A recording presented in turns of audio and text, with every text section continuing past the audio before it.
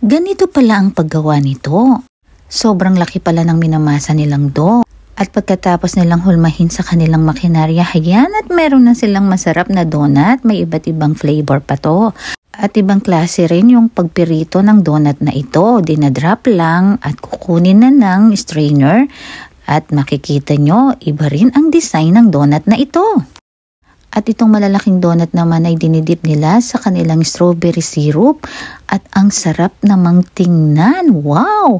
At nilalagyan pa nila ito ng mga sprinkles na talaga namang kaakit-akit ang kulay.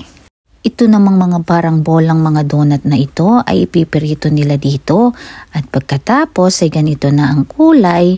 At ito pala yung mga nilalagyan ng filling. O diba, ang dali lang, basta ipipress lang nila dito sa machine at magkakaroon na ng laman ang loob nito. At yung mga ibang donut naman ay ididip nila dito sa cream at bubudburan ng masasarap na maliliit na tsokolate. At ang iba ay chocolate dip naman at ito yung mga binubudburan ng mga nuts. Ito kaya yung pinaka-paborito ko. Ang sasarap talaga ng mga donuts.